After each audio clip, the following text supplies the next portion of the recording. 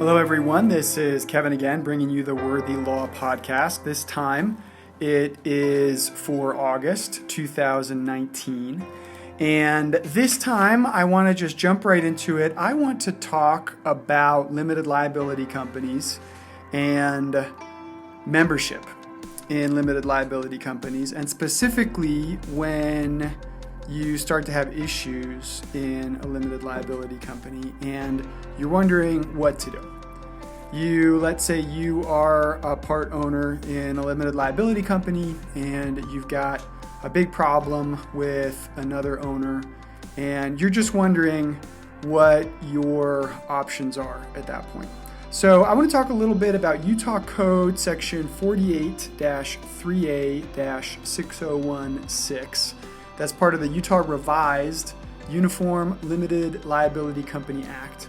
So the Revised Uniform LLC Act. And that is it's in the part about dissociation. So there is one particular section that talks about how a member is dissociated, and dissociated means cut off from the company, basically.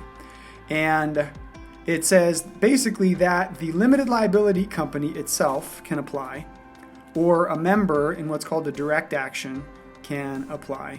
So either the company as an entity, if you, for instance, are one of a bunch of owners and there's one person that's causing an issue and all the other owners are on board with removing this person from the company, you all can get together and as a limited liability company, and this will depend a little bit maybe on what the operating agreement says, whether you have an operating agreement and other things like that. But generally the different members of the company are probably going to be able to get together and go ahead and ask a court for an order expelling a member. And you're going to have to get a court order. The statute actually uses the term judicial order, but that's a court order. And then also, even if you're not in a majority of people like that, you could potentially just as a member seek a court order. Now, these, of course, are extreme remedies. I want to say that these are last resort type things. Litigation is not, in my opinion, the kind of thing you generally want to rush into. It's usually a big undertaking. It's usually time consuming. It's usually expensive. For people who are not familiar with the litigation process, it can be a lot more expensive and time consuming than they expect and realize.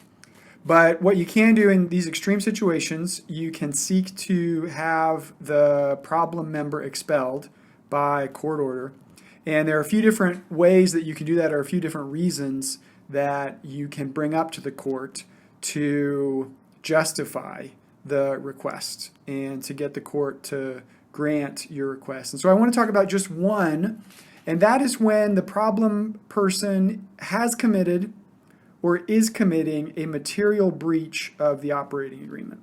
So you've got an operating agreement and there are provisions in there. A lot of times there'll be provisions in an operating agreement that talk about what the members are allowed to do, what the managers are allowed to do. And in some cases, members are allowed to do certain things, and in other cases, they're not allowed to do those same things. And it just depends on what the members agree to when they start up the company and sign the operating agreement, or otherwise, just what the operating agreement says. So now that brings us to this idea of breach of the operating agreement, and specifically material breach. And so for those of you who are interested, I want to talk a little bit about the idea of material breach, because courts will classify breaches into two big categories. There's one where it's a material breach, and then the other is what might be called an ordinary breach or a non-material breach. I'm going to call it an ordinary breach just to distinguish it clearly from a material breach. And a material breach is a breach that goes to the heart of the contract. That's sometimes how courts talk about it. An ordinary breach doesn't. Basically, a material breach is a really big deal, and an ordinary breach is still a breach of contract, but not that big a deal. So let's say, for instance, that your operating agreement specifies that members are not allowed to sign contracts for the company. Only the manager of the company is allowed to sign contracts for the company. But you've got a member in the company who signs a contract. and he signs a really big contract.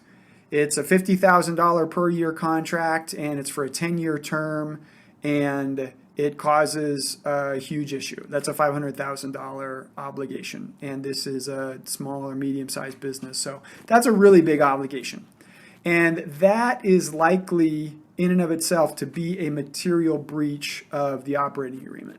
Now, material breach is what the courts call a question of fact. Basically, that means that you're probably going to need to get in front of a jury to get a decision about whether any particular breach is a material breach. You won't need to. In a really clear case, you could go ahead and get a decision from the court without going all the way to a jury. But in a lot of cases, it's not going to be really that clear. So you would have to get all the way to a jury to get a ruling in your favor if you were trying to prove a material breach. But that's one example. Let's say a big contract the member is not allowed to sign, and he signs it, and he does it willfully or persistently. That's one of the other qualifications for expulsion under this statute. The act has to be committed willfully. So it's something that he knows he's not supposed to do, or something along those lines. So if he's legitimately confused about whether he's allowed to do this, and he does it, you might not be able to expel him. Be that as it may, that is a way to expel a member for or from a limited liability company. There's some other ways, there's some other standards, and I don't want to get into all those because I like to keep these kind of short. But that's one thing. So if you are in an LLC and you're having some issues with a fellow member, you want somebody to talk to, it might be a situation where you're better off just working things out, coming to an understanding, not trying to escalate the situation. We can help with those kinds of situations.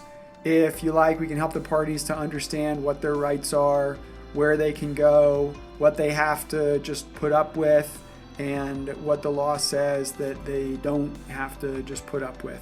So those are some thoughts there about difficulties and about getting a member of an LLC expelled. Again, that's a very extreme remedy. You generally want to work up to that over time, or if there is a really extreme willful breach of the operating agreement, maybe it's appropriate to go straight to some kind of expulsion proceeding.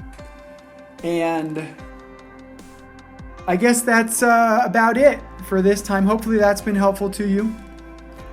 We try to make these enlightening, and if you have made it this far, then thanks again for listening, and God bless.